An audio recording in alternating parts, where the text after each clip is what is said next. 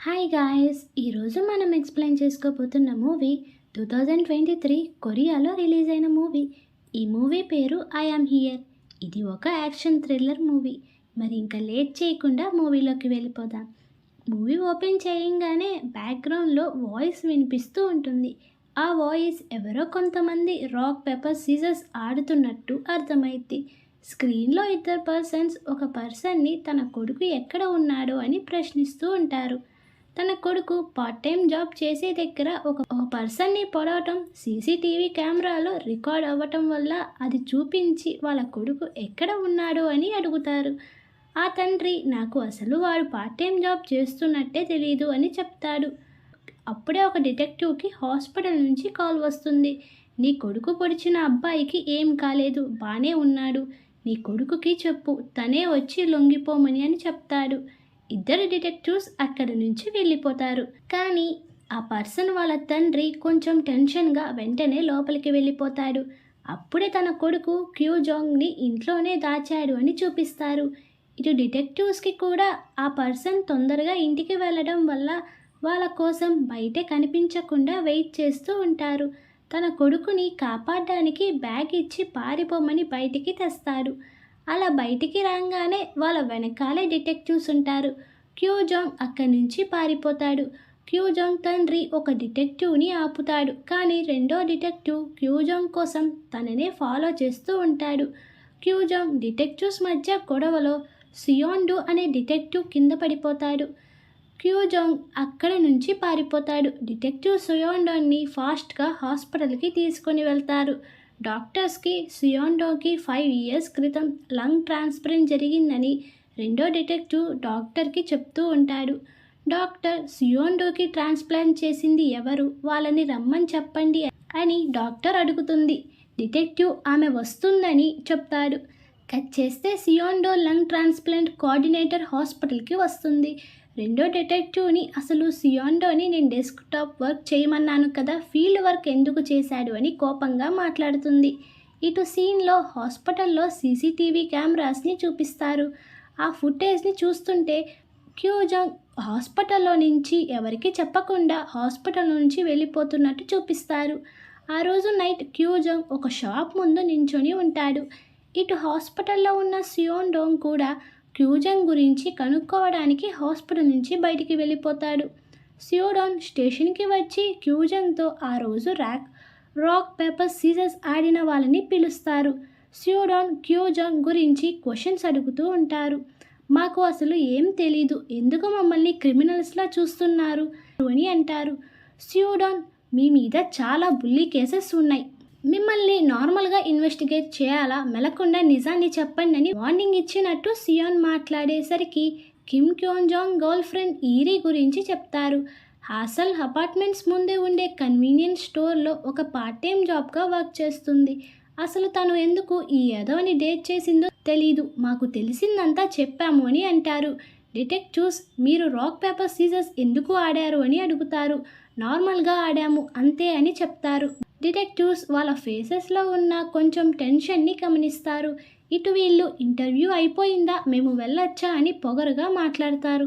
Detective నవ్వుతూ సరే మీరు వెళ్ళొచ్చు, అవును మీ దగ్గర ఫోన్స్ ఉన్నాయి కదా, 3 కన్నా ఎక్కువ మిస్డ్ కాల్స్ మా నుంచి మీకు వచ్చాయో, మీరు కాల్ లిఫ్ట్ చేయకపోతే మిమ్మల్ని క్రిమినల్స్గా అరెస్ట్ చేస్తాను అని కోపంగా చెప్తారు.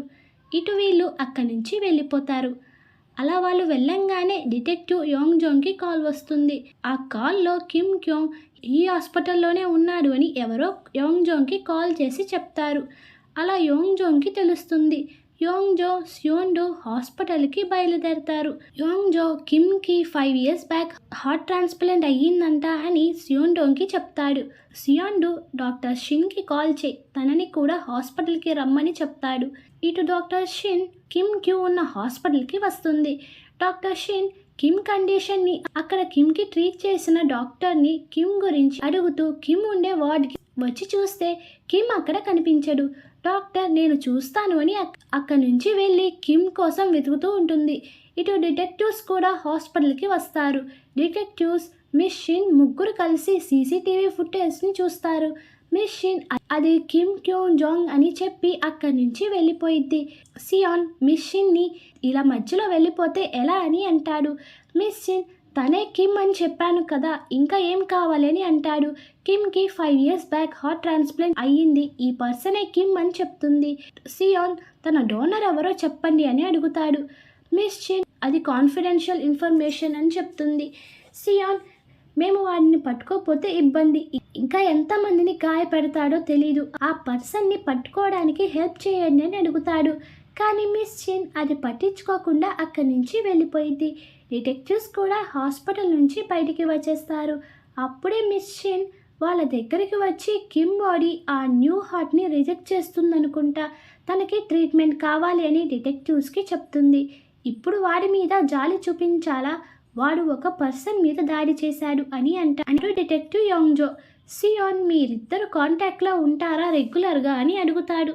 తను కాల్ చేస్తే మాకు చెప్పండి అని అక్కడి నుంచి వెళ్ళిపోతుంటే మిస్ షిన్ మీకు కంగ్ తెలుసు కదా అని అంటుంది. అవును, ఆ పర్సన్ గురించి నీకెలా తెలుసు అని అడుగుతాడు.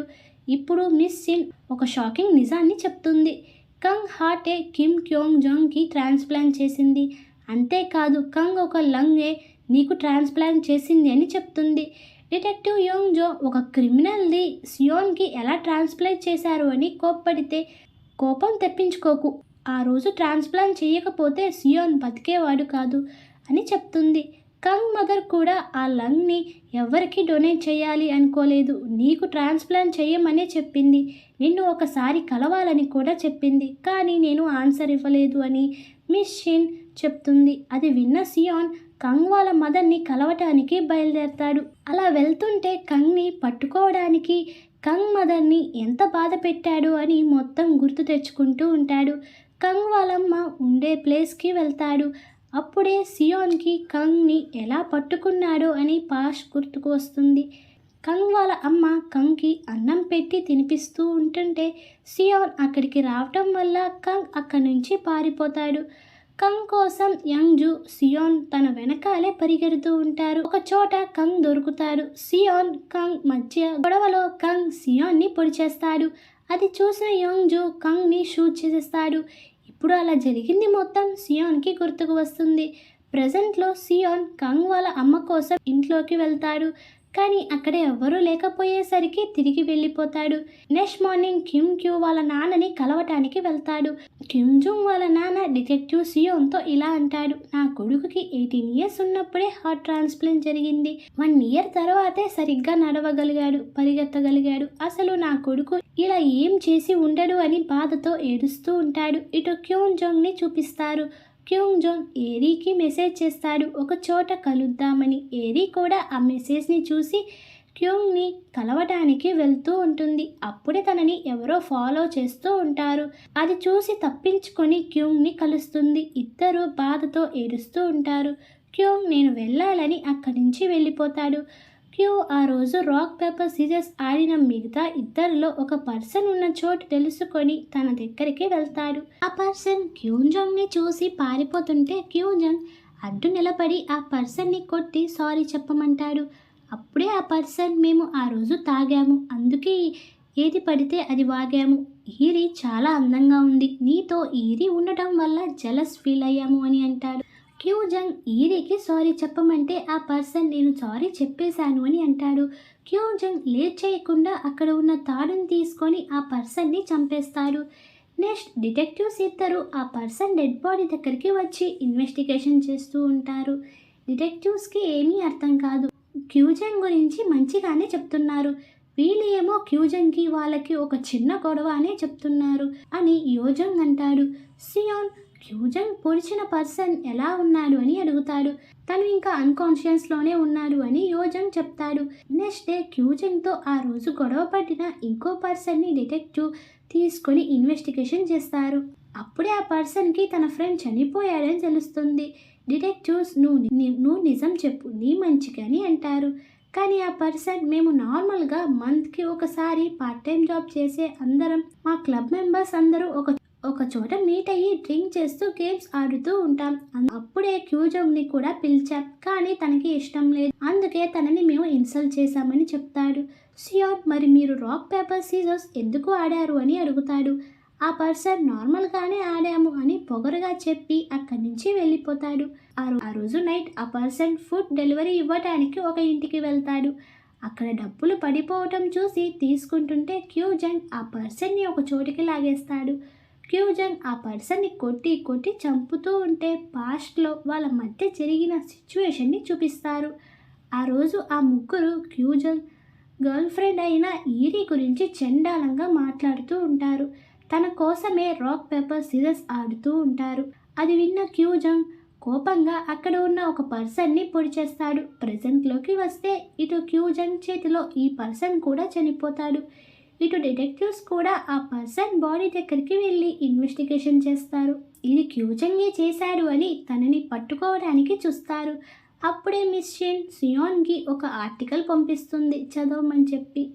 ఆ ఆర్టికల్ ప్రకారం కంగ్ హార్ట్ క్యూంగ్కి ట్రాన్స్ప్లాంట్ చేయటం వల్ల కంగ్ యొక్క పర్సనల్ ఎబిలిటీస్ మొత్తం క్యూంగ్కి కూడా రావచ్చు అని ఆర్గాన్ డోనర్స్ గురించి ఒక ఆర్టికల్లో కనిపిస్తుంది. అది చదివిన వీళ్ళకి కన్ఫ్యూజ్గా ఉంటుంది. అప్పుడే మిస్ షిన్ కాల్ చేస్తుంది డిటెక్టివ్స్కి. దాని గురించి చెప్తుంది. ఆర్గాన్ డోనర్ ఫ్యామిలీ మెంబర్స్ని వాళ్ళు డొనేట్ చేసిన పర్సన్ని కలవనివ్వము. కొన్నిసార్లు అలా కలిసిన తర్వాత అలా ఆర్గాన్ని చేంజ్ చేసుకున్న పర్సన్లో డిఫరెన్స్ వస్తుంది. ఒకసారి కంగ్ మదర్ క్యూంగ్ని ఎప్పుడైనా కలిసిందో కనుక్కోండి అని చెప్తుంది. అంటే మీరు చెప్పినట్టు అలా కలవటం వల్ల క్యూంగ్ పర్సనాలిటీ చేంజ్ అయ్యాయంటారా అని సియాన్ అంటాడు.